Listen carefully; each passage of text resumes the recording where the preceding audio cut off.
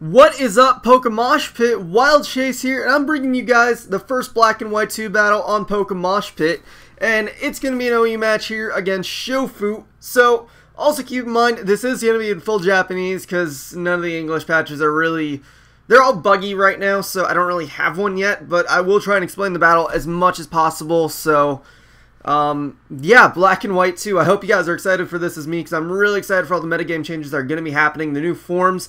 It's just going to be great. And speaking of new forms, he's using Keldeo on his team, which is fully released, and now Secret Sword is out, so that's why it has a new form. But our teams, let's see. My team, I'm using just kind of in general team. It's not really a sand team because the T-Tar is just there to be a Scarftar. And then I got Bulk Breloom, Standard Swampert, Scarf Infernape, Choice Band Scissor, and Expert Latios. So on his end, I'm looking at it. His T-Tar is most likely Choice Scarfed also because he's running mostly a rain basis, but he's using that T-Tar to take on Latios and other Psychics and Darks and Psychics and Ghosts. So that's kind of what that T-Tar is there for. So I know it's Scarf, so I know I do got to watch out for the Politoed with its Rain. And that Keldeo, I have actually fought a couple already, so I'm not too concerned about it because I do have the Latios and I do have the Breloom. Both of those are actually pretty good checks to Keldeo, disregarding like the HP Ghost or the HP Ice or something. But then also that Dragonite, it does irk me a little bit, but it's not too huge of a concern, I would think. So looking at his end for potential leads, I'm thinking that my Breloom should be a good lead to most of whatever he could try and go off with. So I'm just going to go straight with that. He leads off with Keldeo. I know, like I said before, he can't OHKO me unless he has like the HP Flying, which would be stupid coverage. So there's no reason he should be running it. So I'm just going to go straight for the Spore, and he's going to go to his Politoed to absorb that. And then he's going to go to Dragonite. And here I predicted him to, go to something else. So I went for Bulk Up.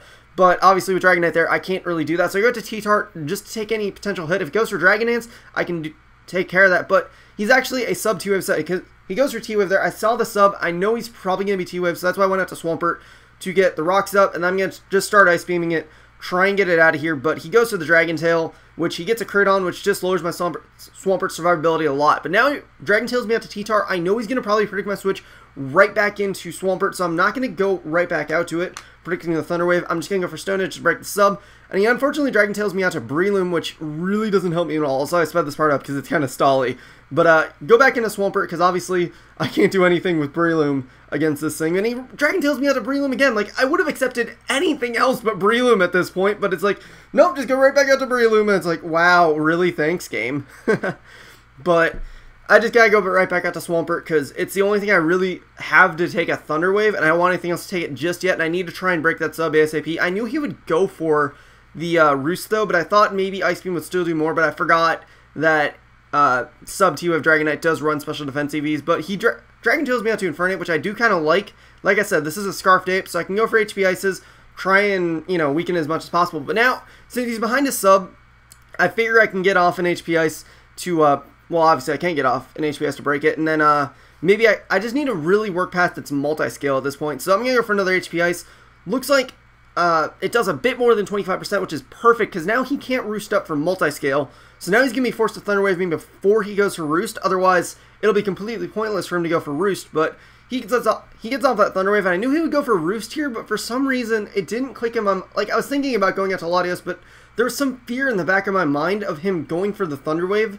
So I want to stay in with Infernape, thinking, okay, I should still be okay to just keep breaking his subs and eventually go to Latios, but really, I should have done that back there, and I would have gotten rid of this Dragonite a lot sooner, because I'm going to go to Latios now. Like I said, it's an expert belt 1, so Draco Meteor, even with the multi-scale, I figure it should still do a lot, and I was hoping it would do more than it did, but I do luckily hit him down to below half, like right below half, which is perfect, because now he can't Roost up for multi-scale, so now what I'm going to do is I'm going to go to Tyranitar, go for the Stone Edge, and try and take him out, but he obviously roosts, and he misses that multi-scale right there, so I go for Stone Edge, and I hit him down so low, I don't quite take him out, but he actually went for the substitute there, predicting either a miss, or it for just not to do as much, or he might have thought he had his multi-scale randomly, but he goes out to his own Tyranitar now.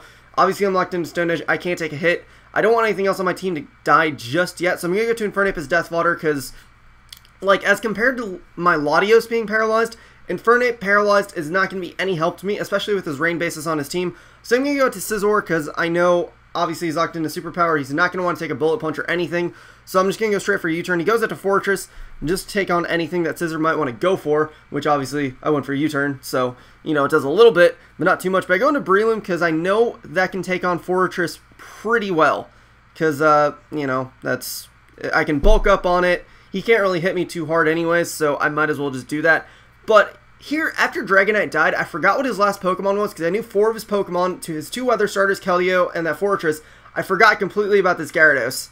Like, it switched in, I'm like, shit, okay, that's not too bad. I don't see any leftovers, so I'm assuming a Life Orb set. So I'm just going to go straight for Seed Bomb, but he goes for the bounce. I'm like, shit, this isn't good, because now, obviously, you can take me out with one. Even with 2 bulk ups, it's a ×4 super effective move, and Breloom doesn't have the best defenses in the world, so I'm going to have to switch out to something to die. I choose Swampert just because it's so low of health. I would have appreciated the Stealth Rocks, though, but I'm going to have to live without him, because it's more important that I let T-Target the switch initiative than anything else, because it does scare out his Gyarados, obviously enough. He knows I'm Scarf, so I'm going to go for Stone Edge right off the bat. I missed the Politoed, which is kind of unfortunate, but I don't know, it kind of makes up for itself later. But I'm going to go right back out to Breloom, just because it should be able to take on a Politoed well enough, especially while it's asleep.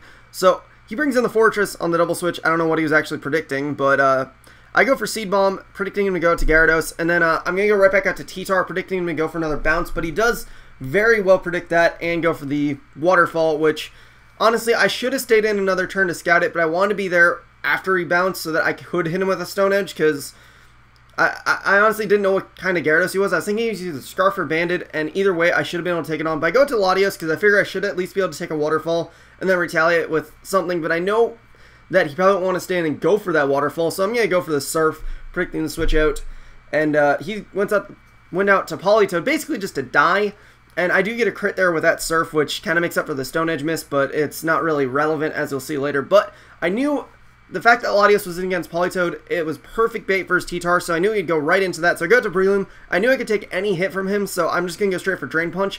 But I honestly didn't expect that superpower to do that much, but I am able to take him down with that Drain Punch. I do get a crit, which was useless because he was at -1, and it's a ×4 super effective Drain Punch. It didn't matter, so, you know, that's what happens. But he's going to go into the Gyarados now. I know with Sand Up, he most likely will be going for Bounce, but I was about to say, I know with Sand Up, I should be able to get him down to a range where a Scizor's U-turn should be able to take him out. He does miss the Bounce, unfortunately, but as you'll see later, if he got it off, it wouldn't have made too much of a difference, unless he got Parahacks, obviously, but that's beside the point. But I do take him out with a U-turn, which is really nice. Going to Breloom, he went into Politoed, I guess just to get the rain up, and then he goes into Keldeo for some reason.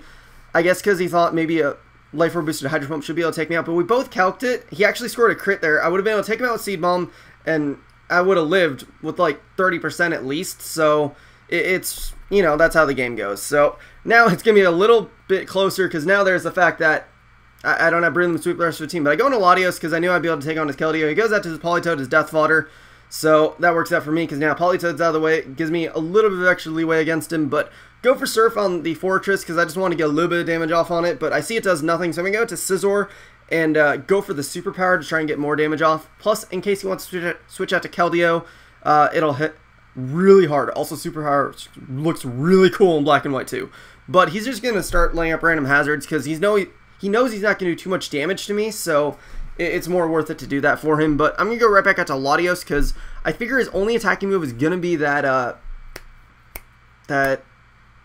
Gyro Ball, because actually I've seen his full moveset, because he has rocks. I think he had rocks on this thing, but he had Spikes, Rapid Spin, and Gyro Ball, and I'm pretty sure he had rocks, but recovered up, and then went for the Surf with Latios to take him out, so he is down. And then I quick run a Calc when this Keldeo came in, and I only need a little bit of extra damage off to kill this thing with a Bullet Punch, so I'm going to go for Surf as opposed to Draco Meteor, because I don't want to miss. And luckily I don't get paralyzed, so that means I do get that little bit of extra damage that I really needed, and he gets down to a really low amount, so I'm able to go into Scizor, obviously Bullet Punch to take him out of that range, and that will leave me with the narrow 1-0 victory. So guys, I hope you enjoyed that. Shofu does a really good match, probably one of the best matches we've ever had, as a matter of fact, so great way to start off Black and White 2, right? So guys, I hope you enjoyed that match. Hopefully my commentary was enough to pull you through the match with it being in Japanese, but I don't know. I don't find it that hard to understand when you can see stuff that's going on. As long as you know the movesets, you kind of know what's going on. But yeah, we'll be having a lot more Black and White 2 content on PokeMoshPit, so make sure you tune in to all of it. So, again, hope you guys enjoyed. Remember to check out me, check out Shofu if you enjoyed it. Leave a like, sub to the Mosh Pit, you know, all the stuff that you guys do. Rate, comment, sub, and later, guys.